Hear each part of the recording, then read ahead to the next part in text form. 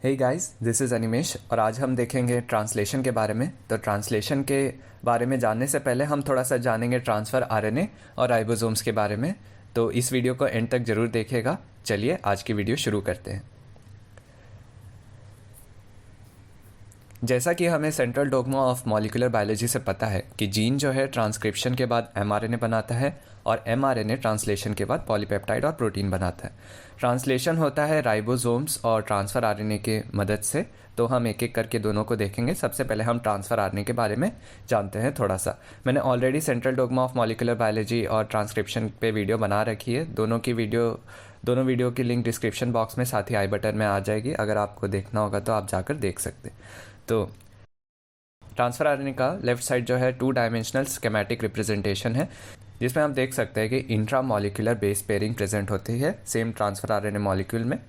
और एक एंड पे एंटी कोडॉन लूप प्रेजेंट होता है। एंटी कोडॉन लूप कह सकते हैं, जैसे कि कोडॉन पता होगा, एक ट्रिपलेट कोड होता है एमआरएनए में जिसको हम कोडॉन बोलते हैं।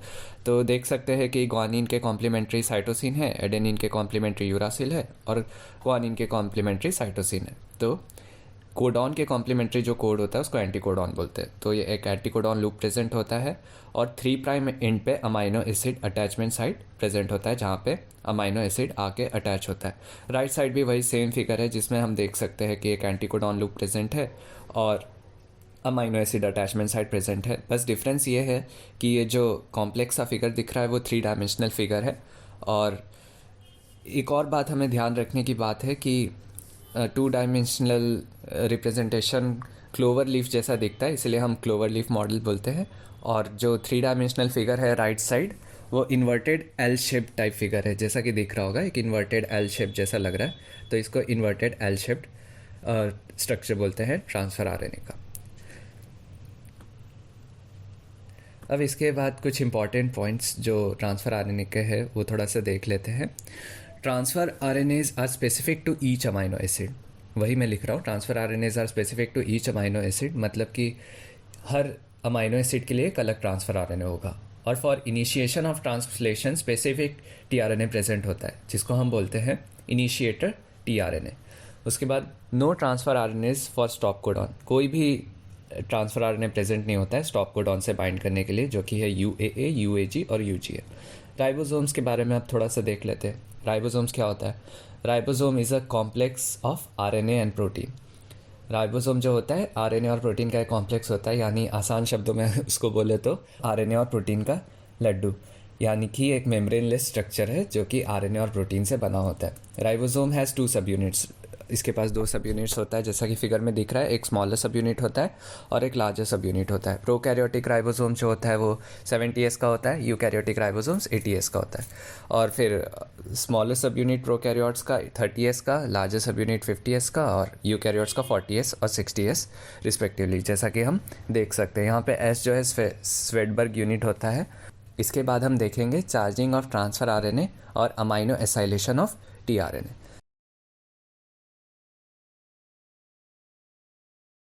तो अमाइनो एसाइलेशन ऑफ टीआरएनए होता है एक एंजाइम के हेल्प से, जिसको हम बोलते हैं अमाइनो एसाइल टीआरएनए सिंथेज। तो ये क्या है? This is an enzyme that attaches the appropriate amino acid on to its corresponding tRNA. इसका मतलब ये हुआ कि हर टीआरएनए के लिए ये, हर स्पेसिफिक टीआरएनए के लिए उससे रिलेटेड स्पेसिफिक अमाइनो एसिड ये अटैच कर देता है। तो इसको समझते हैं ये कैसे करता है। तो जैसा हम फिगर में देख सकते हैं कि सबसे पहले एक्टिवेशन ऑफ अमाइनो एसिड होता है इस एंजाइम में। तो अमाइनो एसिड जो है एटीपी, अमाइनो एसिड और एटीपी इस एंजाइम में जाता है और उसके बाद ये हाई एनर्जी फॉस्फेट बॉन्ड टूटता है और एएमपी जो है अमाइनो एसिड से अटैच हो जाता है। उसके बाद स्टेप 2 में क्या होता है कि ये जो अमाइनो एसाइल ग्रुप बना है वो अब टीआरएनए को ट्रांसफ़र होगा। तो उसमें हम देख सकते हैं कि उसमें हम देख सकते हैं कि ट्रांसफ़र आरएनए आता है इसी एंजाइम के पास और ये एंजाइम जो है एएमपी रिलीज़ करता है और अमाइनो एसिड को ट्रांसफ़र कर देता है 3 प्राइम एंड ऑफ टीआरएनए को। इसी प्रोसेस को हम बेसिकली चार्जिंग ऑफ टीआरएनए या अमाइनो एसाइलेशन ऑफ टीआरएनए कहते हैं। तो ये one of the most important step है। हर अलग टीआरएनए अलग अमाइनो एसिड से इसी तरीके से अटैच हो जाता है। अब ट्रांसलेशन के बारे में देखते हैं। ट्रांसलेशन क्या है? Translation is a 3 step process. तो पहला स्टेप होता है इनिशिएशन, दूसरा इलॉन्गेशन और तीसरा टर्मिनेशन। और यहाँ पे जो मैं फिगर बनाया हूँ वो बेसिकली एक राइबोसोम है, वाइट कलर में जो आउटलाइन स्ट्रक्चर है वो राइबोसोम है। ऊपर वाला जो है वो लार्जेस्ट सब यूनिट है राइबोसोम का, नीचे वाला जो है वो स्मॉलर सब यूनिट है राइबोसोम का। इस राइबोसोम में 3 साइट्स प्रेजेंट होते हैं, स्पेसिफिक साइट्स, जिसको हम बोलते हैं A, P and E sites. A site जो होता है वो अमाइनो एसिड साइट होता है, पी साइट जो होता है वो पॉलीपेप्टाइड साइट होता है, ई जो होता है वो एग्जिट साइट होता है। और ये पिंक कलर में जो मैंने दिखाया वो तो मैसेंजर आरएनए, ऑब्वियसली वही ट्रांसलेट होके प्रोटीन बनाएगा। तो यहाँ पे देख सकते हैं कि जैसा हमने पढ़ा था, इनिशिएशन कोडॉन के लिए एक स्पेसिफिक टीआरएनए होता है, उसको हम इनिशिएटर टीआरएनए बोलते हैं। और इनिशिएटर टीआरएनए जो है मिथियोनिन अमाइनो एसिड से बाउंड होता है। तो अब हम इनिशिएशन प्रोसेस को समझते हैं। एमआरएनए जो होता है, mRNA first binds to the smaller subunit of ribosome, followed by which charged initiator tRNA binds to the start codon, that is AUG. Finally, larger subunits binds to this complex. मतलब सबसे पहले क्या होगा, mRNA से ribosome का smaller सब unit bind करेगा, उसके बाद उस पर आके इनिशिएटर tRNA बाइंड करेगा ये स्टार्ट कोडॉन से, और फाइनली लार्जर सब यूनिट बाइंड करेगा, और फाइनली एक कॉम्प्लेक्स बन जाएगा, जो कि इस फिगर में हम देख सकते हैं। इसके बाद हम इलॉन्गेशन को समझेंगे। तो जैसा कि मैंने फर्स्ट स्टेप, वही फिगर है जो हमने देखा अभी, कि स्टार्ट कोडॉन से बाइंड किया मेरा इनिशिएटर टीआरएनए। और यहाँ पे ध्यान रखने वाली बात है कि ये इनिशिएटर टीआरएनए जो है सबसे पहले पी साइट पे बाइंड करता है राइबोसोम के। उसके बाद नेक्स्ट कोडॉन हमें दिख रहा होगा CCG, तो उसके कॉम्प्लीमेंट्री एंटी कोडॉन क्या होगा, GGC। और हमें ये जेनेटिक कोड टेबल से पता है कि CCG कोडॉन जो है प्रोलीन से कोड करता, तो ये जो ट्रांसफ़र आरएनए है ये प्रोलीन लेके आ रहा है और ये अमाइनो एसिड साइट पे यानी ए साइट पे जाके बाइंड करेगा। उसके बाद दूसरे फिगर में हम देख सकते हैं, दूसरे फिगर में हमें दिख रहा है कि पेप्टाइड बॉन्ड फॉर्मेशन हो रहा है, जो येलो डॉटेड लाइंस में दिख रहा है। ऐसा इसीलिए हो रहा है क्योंकि जब 2 टीआरएनए आपस में काफ़ी क्लोज आ जाते हैं, तो 2 अमाइनो एसिड भी आपस में काफ़ी क्लोज आ जाते हैं और पेप्टाइड बॉन्ड फॉर्मेशन हो जाता है। तो वही मैं लिख रहा हूँ, 2 tRNA close enough results in the formation of peptide bond. अब इसके बाद क्या होता है, ribosome slides in 5 prime to 3 prime direction. मतलब अब राइबोसोम जो है 5 प्राइम से 3 प्राइम डायरेक्शन की तरफ स्लाइड करेगा और ये स्ट्रक्चर आगे मूव करेगा। इससे ये होगा कि जो मेरा ट्रांसफ़र आरएनए पी साइट पे प्रेजेंट था वो अब ई साइट पे चला जाएगा, और जो मेरा ट्रांसफ़र आरएनए ए साइट पे प्रेजेंट था वो अब पी साइट पे चला जाएगा। तो वही हम देख सकते हैं कि UAC वाला जो ट्रांसफ़र आरएनए था वो ई साइट पे चला गया, GGC वाला जो ट्रांसफ़र आरएनए था वो पी साइट पे चला गया, और उस पर अभी 2 अमाइनो एसिड्स है, प्रोलिन और मिथियोनिन। अब मेरा तीसरा ट्रांसफ़र आरएनए आ रहा है जो कि CAA के कॉम्प्लीमेंट्री एंटीकोडॉन प्रेजेंट है उसमें, जो कि है GUU।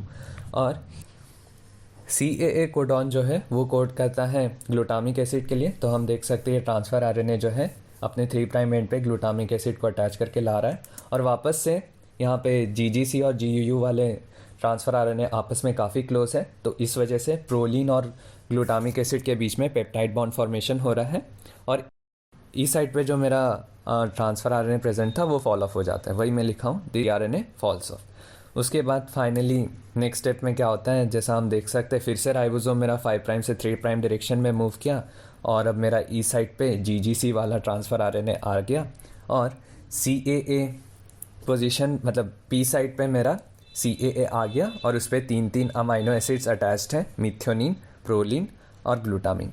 यही हमारा पॉलीपेप्टाइड चेन है, क्योंकि UAA तो स्टॉप कोडॉन है, और जैसा कि मैंने ऊपर भी बताया था कि no tRNA for stop codon, मतलब स्टॉप कोडॉन के लिए कोई भी tRNA होता नहीं है। तो इस वजह से अब टर्मिनेशन होगा और हमारा पॉलीपेप्टाइड फॉर्म हो जाएगा, जो कि है मिथियोनिन, प्रोलिन और ग्लूटामिक एसिड। वही मैं फिर से लिख दिया हूँ यहाँ पे क्योंकि इंपॉर्टेंट पॉइंट है, no tRNA for stop codon. Finally क्या होता है, कुछ रिलीज फैक्टर्स होते हैं, तो रिलीज फैक्टर्स वही लिख रहा हूँ। Finally release factors binds to the stop codon terminating the translation, यानी कुछ रिलीज फैक्टर्स बाइंड करते हैं स्टॉप कोडॉन से और ट्रांसलेशन टर्मिनेट हो जाता है और पॉलीपेप्टाइड फॉर्म हो जाता है। फिर यही है कि this cycle repeats and many polypeptides are formed for messenger RNA until messenger RNA is degraded. कुछ टाइम तक mRNA जो है प्रेजेंट होता है साइटोप्लाज्म में, तब तक ट्रांसलेशन होता रहेगा। एक बार जब वो डिग्रेड हो गया तो ट्रांसलेशन नहीं होगा। इसके बाद यहाँ पे मैंने पॉलीराइबोसोम बनाया। पॉलीराइबोसोम क्या है? पॉलीराइबोसोम वैसा कुछ कॉम्प्लेक्स चीज़ नहीं है, बस क्या है कि एक mRNA पे काफ़ी सारे राइबोसोम्स अटैच्ड होते हैं और ट्रांसलेशन होता रहता है, तो उसको हम पॉलीराइबोसोम बोलते हैं। जैसे कि यहाँ देख सकते हैं ये 2 राइबोसोम है, 5 प्राइम से 3 प्राइम डायरेक्शन ये सारे राइबोसोम मूव करेंगे और धीरे धीरे पॉलीपेप्टाइड फॉर्म करते रहेंगे। एक इंपॉर्टेंट पॉइंट ये है कि ribosome acts as a catalyst for formation of peptide bond. जैसा कि हम देख ही लिए कि राइबोसोम ही में मतलब पेप्टाइड बॉन्ड फॉर्म हो रहा है और पॉलीपेप्टाइड बन रहा है। 23 ribosomal RNA in the bacteria is the enzyme ribozyme. 23S ribosomal RNA जो है वो राइबोसोम जो होता है वो आरएनए और प्रोटीन का लड्डू होता है। तो आरएनए उसमें काफ़ी डिफरेंट टाइप्स के आरएनए प्रेजेंट होते हैं, तो उसमें से एक है 23S राइबोसोमल आरएनए। तो ये जो है एंजाइम की तरह एक्ट करता है, राइबोजाइम बोलते हैं उसको। और उसके बाद लास्ट पॉइंट है कि यूटीआर क्या होता है। यूटीआर होता है अनट्रांसलेटेड रीजन्स। अनट्रांसलेटेड रीजन्स क्या होता है? अनट्रांसलेटेड रीजन्स ऐसे रीजन्स होते हैं जो कि ट्रांसलेशन में नहीं जाते। तो untranslated regions are present at both 5 prime end before start codon and 3 prime end after stop codon. मतलब 5 प्राइम एंड से भी पहले कुछ न्यूक्लियोटाइड्स होंगे जो ट्रांसलेट नहीं होंगे mRNA में, और स्टॉप कोडॉन के बाद भी कुछ न्यूक्लियोटाइड्स होंगे mRNA में जो कि ट्रांसलेट नहीं होंगे। मगर ये काफ़ी क्रूशियल है और इम्पॉर्टेंट है क्योंकि they are required for efficient translation process. उनके प्रेजेंस में ही अच्छे से ट्रांसलेशन हो पाता है, तो ये एक इम्पॉर्टेंट पॉइंट है। तो इस वीडियो में हमने देखा एक बेसिक ओवरव्यू कि ट्रांसलेशन कैसे होता है। इसी के साथ ये वीडियो यहीं पर ख़त्म होता है। उम्मीद करता हूँ आपको ये वीडियो पसंद आई होगी। नेक्स्ट वीडियो में हम देखेंगे जीन रेगुलेशन लैकोपेरॉन के बारे में। तब तक के लिए लाइक, कमेंट, शेयर, सब्सक्राइब करना ना भूलें। And you can also follow me on Instagram, और इंस्टाग्राम का लिंक मेरे डिस्क्रिप्शन बॉक्स में है। And also I will attach the PDF of whatever I have written in the description box. So thank you for watching and stay tuned for more videos like this. Signing off.